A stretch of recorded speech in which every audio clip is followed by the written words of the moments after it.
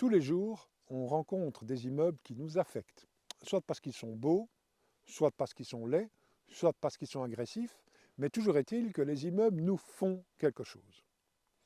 Et il y a deux auteurs américains qui ont écrit un livre passionnant à ce sujet qui s'appelle Cognitive Architecture, qui explique à l'aide de beaucoup d'études scientifiques comment et pourquoi ces immeubles nous affectent. Il commence par remarquer que beaucoup d'architectes ne rencontrent jamais les premiers concernés par leurs immeubles. C'est assez étonnant qu'effectivement on ne voit pas des rencontres entre les habitants d'un immeuble et l'architecte qui a fait les plans de cet immeuble. Mais on ne voit pas non plus de rencontres entre ceux évidemment qui passent devant ces immeubles et les architectes. Donc les architectes vivent souvent dans un monde qui est assez clos. D'ailleurs, Le Corbusier, qui est un grand architecte qui a lancé toute une école d'architecture, on considère aujourd'hui qu'il était très sérieusement atteint d'autisme et ça a eu des effets sur son école et sur son architecture. Alors, il y a quatre choses dont je voudrais parler que j'ai soulignées dans ce livre qui me paraissent très intéressantes. La première, c'est un mot très compliqué pour désigner quelque chose de très simple, c'est le tigmotactisme. Alors, le tigmotactisme concerne aussi bien les spermatozoïdes que les bactéries, que les mammifères et que certains poissons. C'est le fait que ces êtres vivants ont toujours tendance à rester près des parois. Donc quand ils sont devant un espace inconnu, ils vont avoir tendance à rester dans le périmètre de cet espace plutôt que d'entrer à l'intérieur. On remarque ça avec les chiens, mais on remarque ça évidemment aussi avec les humains. Les humains aiment être contre les façades, ils aiment d'avoir des façades derrière eux et ils aiment d'autant plus ça qu'ils sont anxieux.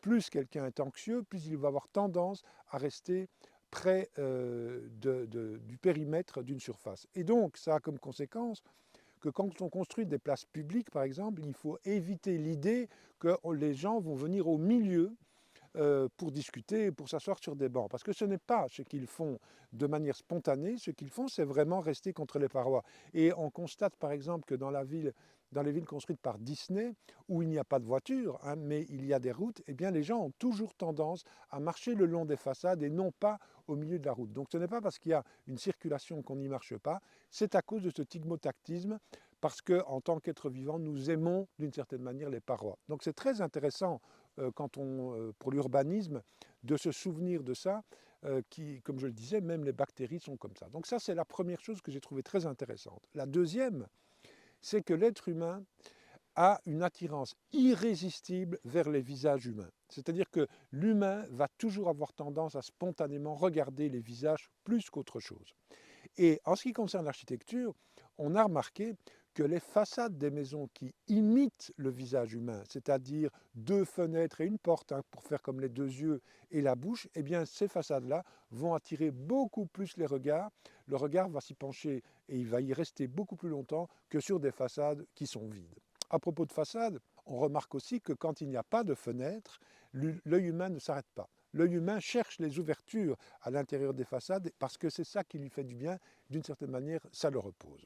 Un troisième élément qui est universel et qui est bien connu, c'est le goût effréné en fait, de l'humain pour la symétrie. On retrouve des motifs de la symétrie dans l'artisanat de tous les pays et de toutes les époques.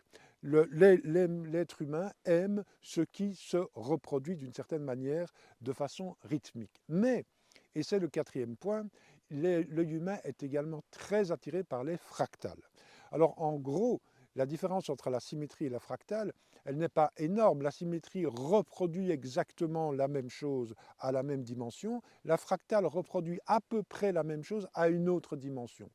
Donc quand je suis devant des objets symétriques, si j'en ai vu un, j'en ai vu 10, donc à un moment donné, mon œil ne va plus s'y arrêter parce que j'ai compris que ça va tout le temps être la même chose.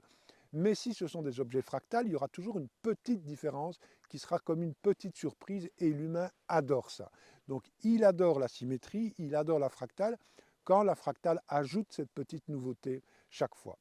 Alors, c'est un livre que je conseille vraiment à tout le monde, mais beaucoup évidemment aux urbanistes, beaucoup aux architectes, parce qu'on parle beaucoup de villes restauratrices. Il ne suffira pas d'installer de la végétation dans les villes, il faut aussi que l'architecture s'empare de ce problème et crée une architecture qui est bonne pour les humains, une architecture qui fait du bien quand on la regarde et évidemment quand on y vit. Je m'appelle Hubert Mention, je suis le cofondateur de l'Université dans la nature et je suis aussi écrivain. J'ai écrit dernièrement un livre sur notre rapport avec la nature qui s'appelle Réconcilier.